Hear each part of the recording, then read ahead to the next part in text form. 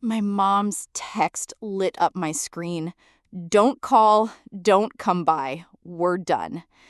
It landed like a final shot, except my bank app still showed her chemo payment scheduled, and my brother's restaurant account was already missing money I'd covered for years.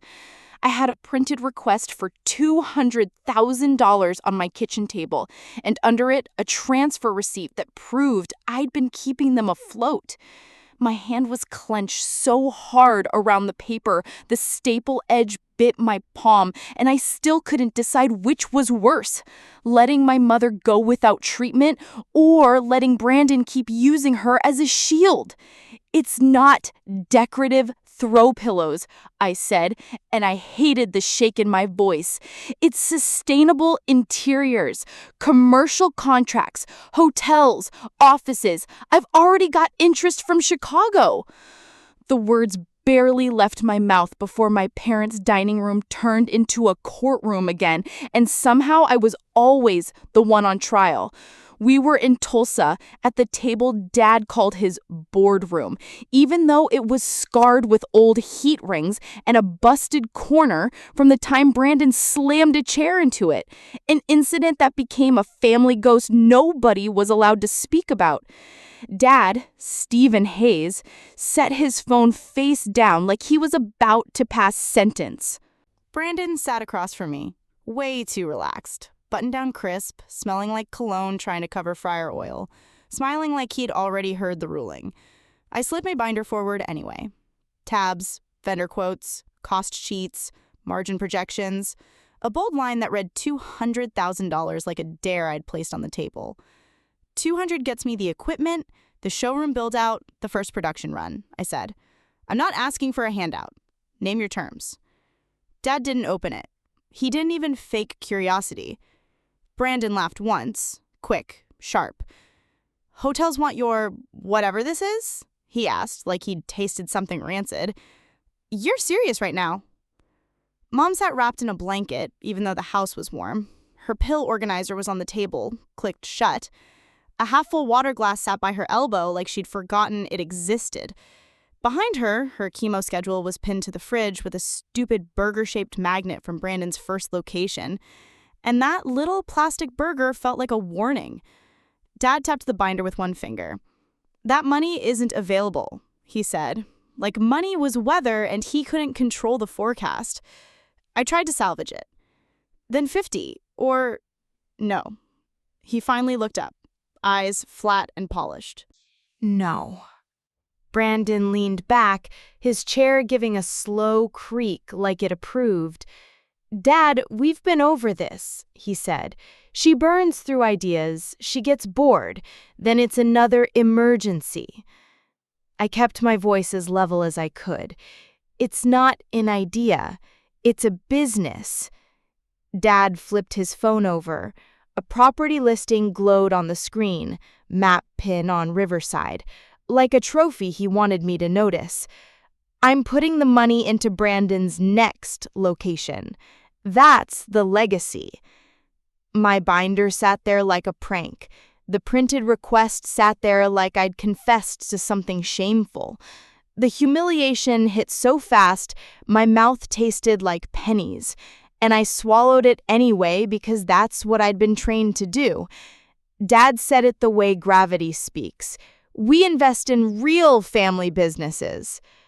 I looked at Mom, waiting for her to meet my eyes, waiting for the smallest signal that she was still my mother before she was a patient. She stared at her water glass instead, like it could absorb the moment for her. Dad ended it with the sentence he'd used on me since I was a kid sketching floor plans in the margins of homework. Brandon is our future. The receipt edge dug into my skin, and something in me finally clicked into place. I'd been paying for a future I wasn't allowed to enter. I didn't cry when I got home. I opened my laptop and started calculating like my life depended on it, because it did. My binder sat buckled into the passenger seat during the drive like a fragile thing I'd failed to protect. The second I walked into my apartment, I pulled up the spreadsheet I'd kept for years.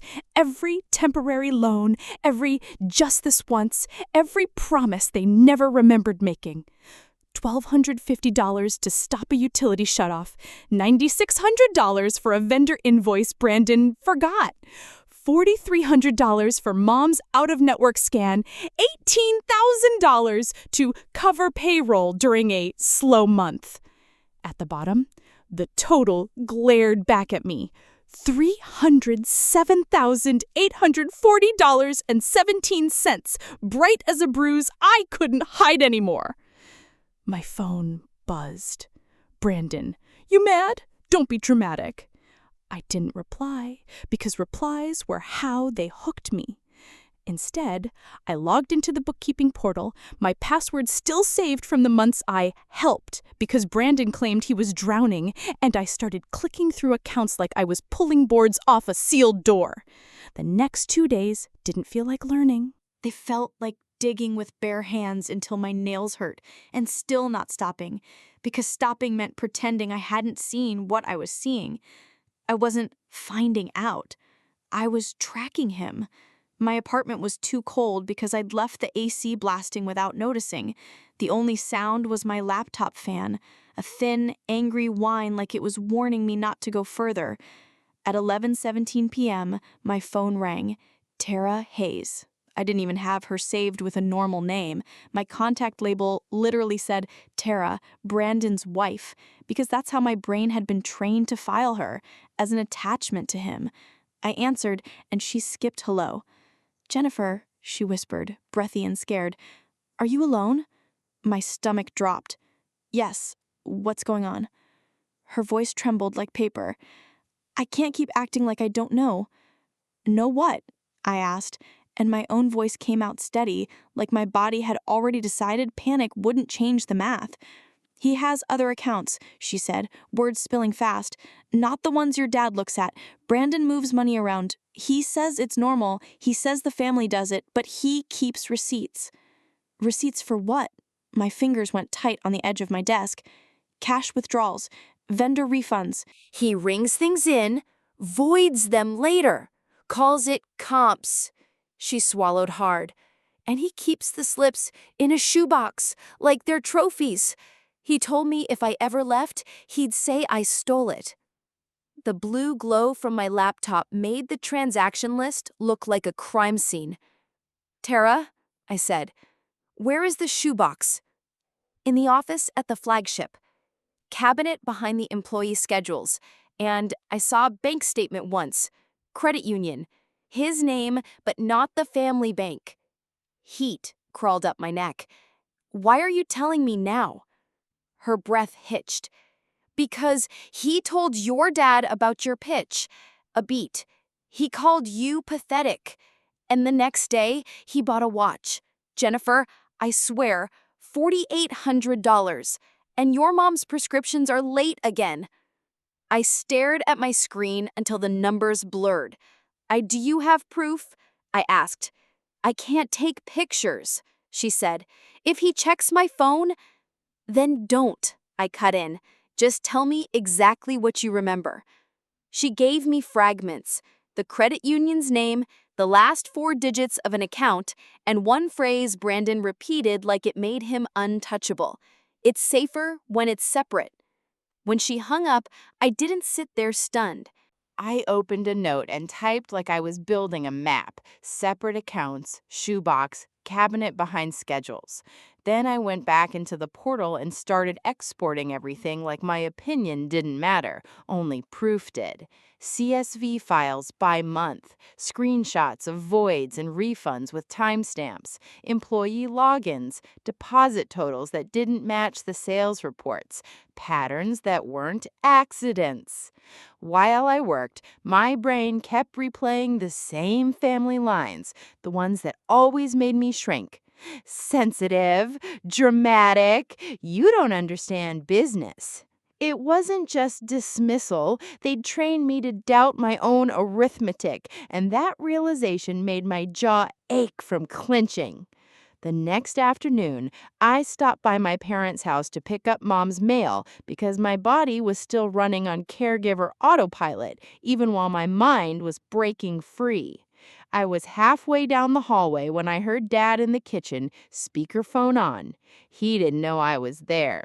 His voice was casual, almost bored. "Money, not loyalty," he told whoever was on the line. "Brandon's our legacy." I stood frozen with a fresh medical bill in my hand, the one I'd paid last week, and the betrayal came into focus so sharply it made me sway.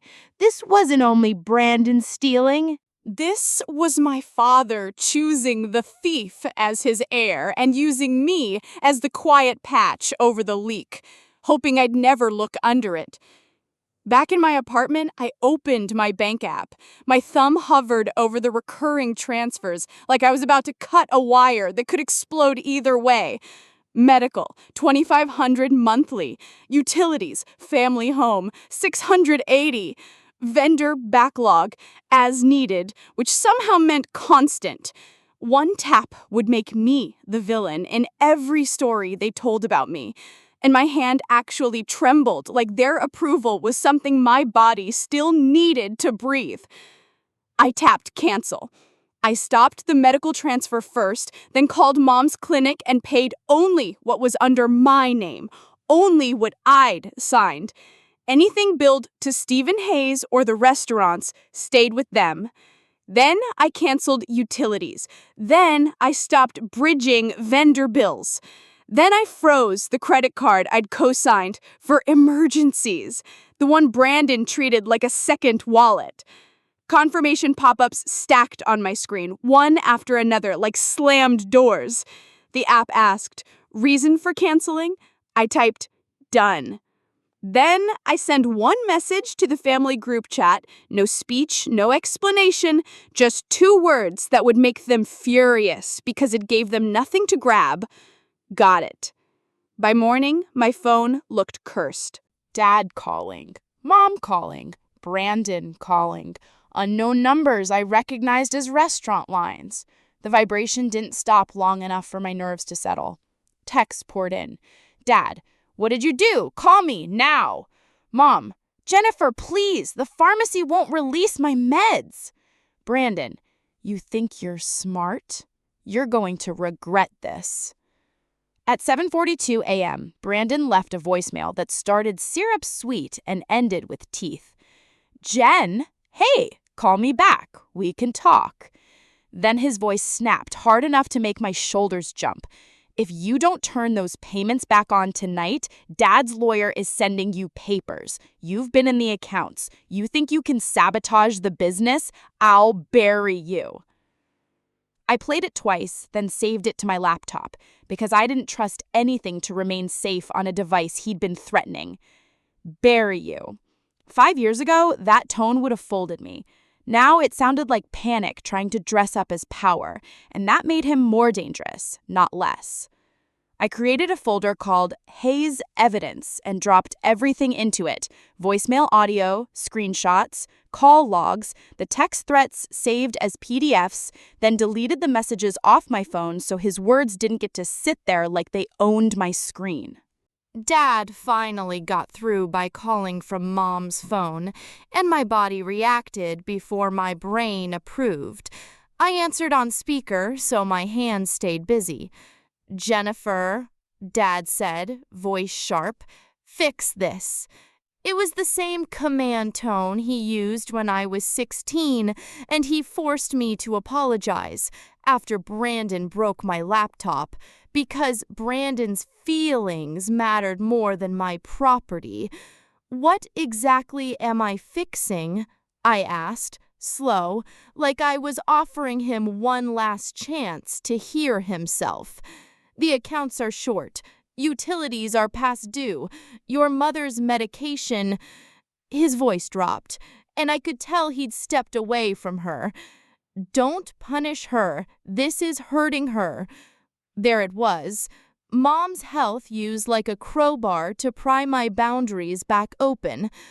On my laptop, I had voided tickets stamped 9:13 p.m., 9:15 p.m., 9:19 p.m., all under Brandon's manager login. On my bank app, I had a 5-year trail of transfers I treated like moral obligations. I'm not punishing Mom. I'm stopping the bleeding. You don't understand business, Dad said. Like he could still shame me into obedience. I understand this one, I said. It runs on my money and Brandon's disappearing totals. A pause, small but telling. Then the threat slid in smooth as oil. So you're abandoning your family now? The kitchen on his end went quiet. No Mom's voice, no clatter, just him trying to bully truth back into hiding. I heard you yesterday, I said. Money, not loyalty. Brandon's your legacy. Don't sell me family now like you just remembered the word. His breath tightened. Where is this coming from? I didn't tell him. Not yet. The only leverage I had was that they didn't know what I knew, and I wasn't treating that for the satisfaction of his shock. I'm done sending money, I said. Figure it out. He started to say my name like it was a leash. I ended the call. For the next stretch of days, they rotated tactics like it was a playbook. Mom sent soft, scared messages. Please, I'm terrified. I need you. Dad sent hard ones. You're destroying what your grandfather built. Brandon sent fake warmth. Let's talk. Dad's stressed. Bring your binder. And because Brandon couldn't stand not being able to control me through a screen, he came to my apartment. It was early evening. The hallway smelled like detergent and someone's burnt dinner. When I opened my door, Brandon was standing there, with sunglasses pushed up on his head like a crown, arms spread wide like he was the reasonable one. Jen, he said, smiling. There you are. I didn't ask you here, I said, keeping my foot braced behind the door.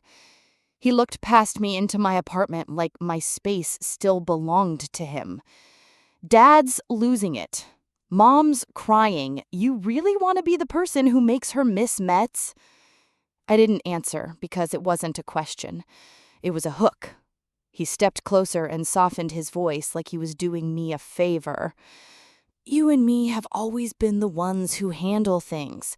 Dad doesn't understand the numbers. Mom doesn't understand the numbers. His eyes flicked toward my laptop. You do. My skin prickled. What do you want, Brandon?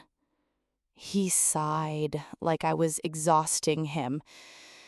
I want you to stop acting like you got scammed. You chose to help. You loved being the hero. His smile thinned. And you're not an accountant, Jen. You don't even know what you're looking at. Voids happen. Refunds happen. That's restaurants. Funny, I said, because the restaurant always seems to end up at my bank app. He laughed too loud for the hallway, then dropped his volume again. Keep this up and Dad's lawyer is going to ask why you were even in the portal, he said. What are you going to say? That Tara told you to snoop? That you broke into the office? The air felt thinner, like the building itself was listening. I lifted my phone so he could see the screen. Not my evidence, just the recording icon. Say that part again, I said. Tell me I broke in. For half a second, his smile slipped. Then he recovered and stepped back like I was unstable. Wow, he said, eyebrows up. You really are spiraling. He pointed down the hall, toward the stairs. When Mom ends up in the ER, that's on you, he said, and walked away like he'd tossed a lit match at my feet and expected me to panic stomp it out. I shut the door and turned the deadbolt. The click sounded like the first boundary I'd ever set that he couldn't laugh through. That night, an email hit my inbox with the subject line that made my throat tighten. Acquisition offer, Hayes Sustainable Line. The apartment was silent, except for the refrigerator hum, and my own breathing sounded too loud. I opened it, and the number stared back at me. $1 million. $1 million for the work I'd been building quietly while my family drained me. Samples stacked in my spare room, vendor calls squeezed between emergencies, contracts chased while Brandon bought another shiny thing and called it stress relief. My hands shook as I signed the preliminary agreement, not because I doubted myself, but because I knew exactly how my family would try to rewrite this if I let them. So I told them nothing. I let them believe I was cornered, because cornered people are predictable, and my family only ever listened when I removed access. Brandon texted, 1 week, cafe on Peoria, noon, be there, bring whatever proof you think you have. I stared at the message until my eyes burned, then answered with one word, fine. I printed everything that mattered. The offer letter, the exports from the portal, screenshots of voids and refunds with timestamps, the voicemail transcript, my transfer spreadsheet with $307,840.17 highlighted, and the shoebox detail Tara had given me, circled in red like coordinates. They kept trying to shove their disasters into my hands right up to the meeting. Mom, the pharmacy won't release it. Dad, shut-off notice. Are you proud? Brandon, vendors threatening legal action. This is on you. I kept doing the only thing that was clean. Paying what I'd personally signed for, calling the clinic to confirm billing names, saving receipts. I refused to be cast as the daughter who abandoned her sick mother when I had a paper trail showing I was the only one who ever showed up with a card and a signature. Then I followed Tara's map. Tuesday morning, 6:30 a.m., I drove to the flagship restaurant. Brandon wasn't an early guy. His control didn't require sunrise. I didn't go inside. I didn't touch a door. I parked across the street and watched the back entrance like my future depended on it, because it did. 7:05, a manager showed up. 7:22, a delivery truck backed in beeping. 7:41, Tara appeared in a hoodie, head down, moving fast. She glanced left, then right, and slipped inside like she was trying to disappear. My phone sat in my lap, recording through the windshield. The steering wheel felt slick under my palms. At 7:58, Tara came back out holding a black trash bag tight against her chest like it was breakable. She walked to the dumpster, lifted the lid, and froze there long enough to make my stomach churn. Then she placed the bag beside the dumpster instead of dropping it in, like she wanted it gone but couldn't stand the idea of burying it. She went back inside with her shoulders shaking. I waited until the back door swung shut again, then drove around the block like I was just turning in a hurry. The bag was still there, dark and ordinary and heavy with meaning. I pulled into the alley, got out, and grabbed it. The plastic crinkled loud in the morning quiet, and my heart punched against my ribs like it was trying to get ahead of me. A side door somewhere banged, metal on metal, and I almost dropped the bag. I didn't look up. I didn't run. I walked to my car like I belonged there, like I wasn't stealing back my own life, one receipt at a time. And I drove off with my hands locked at 10 and 2 so nobody could see them shaking. At home, I put the bag on my kitchen table and just stared at it for one full breath. Then I untied it. Inside was a plain cardboard shoebox, dented at one corner, as unremarkable as a kid's school project. It was stuffed with receipts, ATM withdrawals, voided tickets, deposit slips, and folded into quarters a bank statement with the credit union name Tara had whispered, printed right at the top like a signature Brandon thought no one would ever read. Some of the dates made my stomach flip. Withdrawals on chemo days. Withdrawals on the exact days I'd sent extra because Mom's voice had sounded tired and Dad had said Brandon was stressed. I put on latex gloves, leftovers from work, because I couldn't stand the idea of my fingerprints mixing with his trophies. Then I stacked everything by month until my table looked like a timeline of a theft my family kept calling love. By the time I slid the shoebox into my folder, I wasn't heading to a cafe for a conversation. I was going to hand down a verdict. At noon, I walked into the cafe on Peoria with the folder pressed to my ribs like armor. The air smelled like burnt espresso and sweet syrup, and the background chatter felt too normal for what I was about to do. I picked a small table where the light hit clean and bright. No shadows for anyone to hide in. Dad arrived first, jaw tight, eyes scanning the room like he expected an ambush. Mom came in behind him, wrapped in her blanket again, moving carefully like every step cost her something. Brandon strolled in last, watch flashing at his wrist, polished metal catching the light like he wanted it seen. He slid into the chair across from me and smiled like we were meeting for brunch. "There she is," he said. "You ready to stop this tantrum?" Dad didn't sit so much as drop into his chair. "You've caused enough damage," he said. "Turn the payments back on." Mom's eyes looked glassy, fixed on the table instead of my face. "Jennifer," she said, softly, like my name was a plea. Brandon leaned forward, lowering his voice. "We can fix this if you just admit you overreacted," he said. "Dad's been generous. I've been patient. Don't make us the bad guys." The word generous made something in me go cold. I set my folder down between us and opened it without rushing, like I was laying out tools. "Before we talk about money," I said, "I want to clear something up." I slid my spreadsheet forward, the total highlighted so bright it looked violent. "This is what I've transferred over 5 years.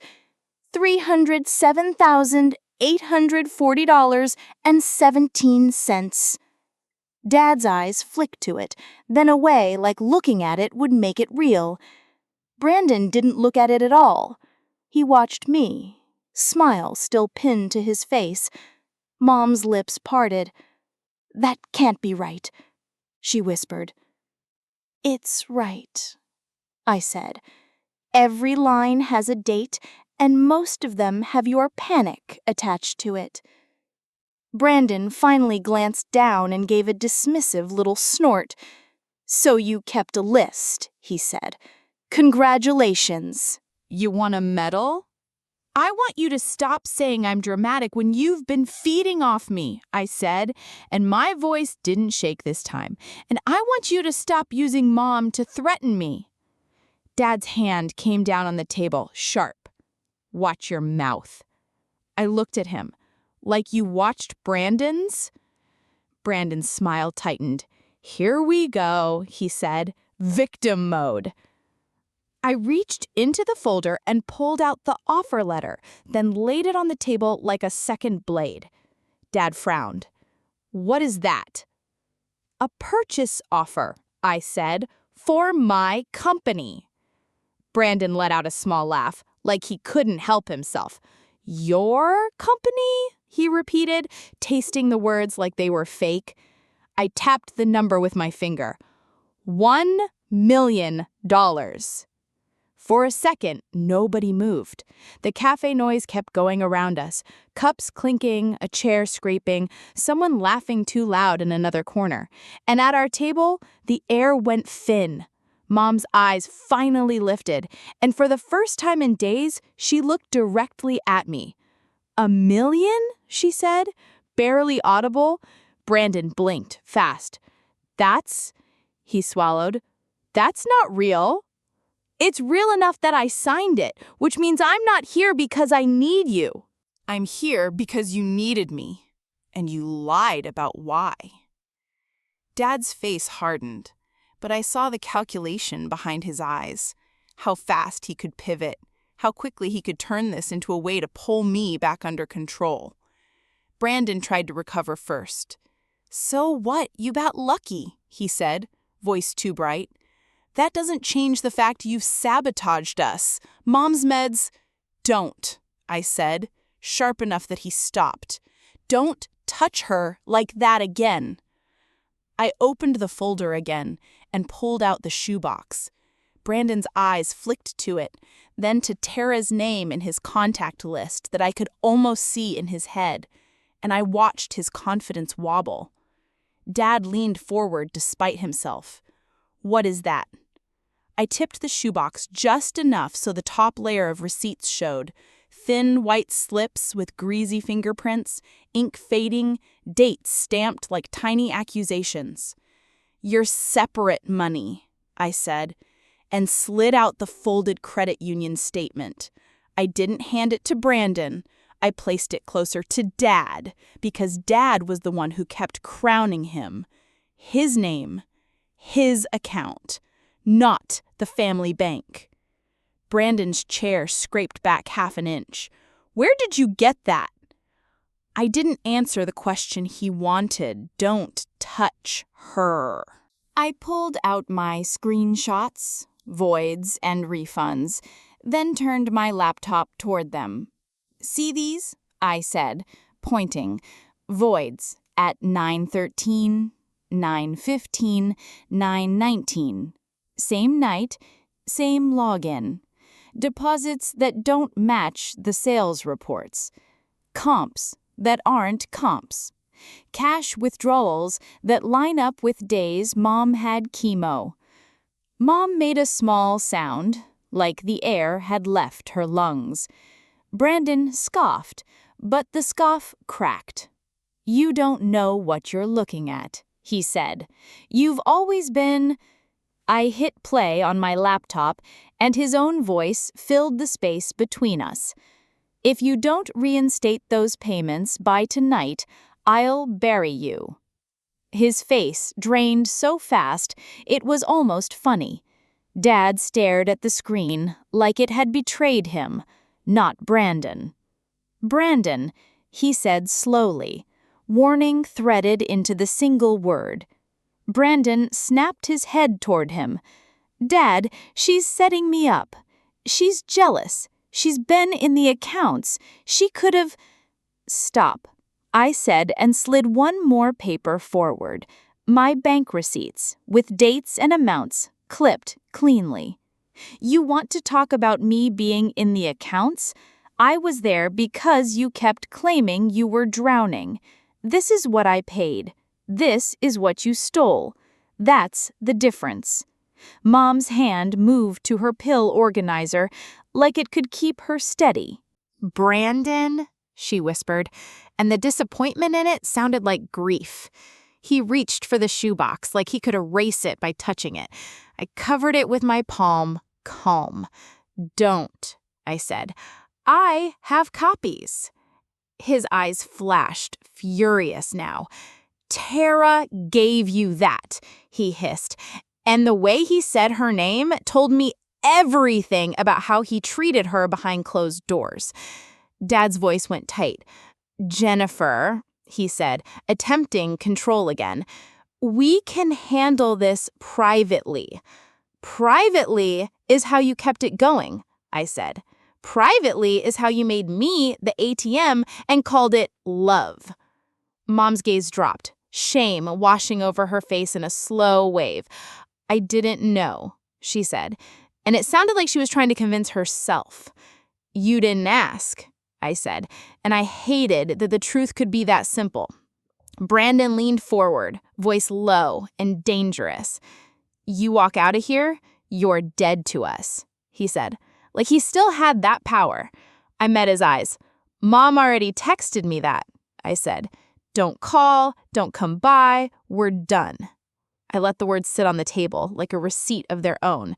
So don't threaten me with what you already did. Dad's nostrils flared.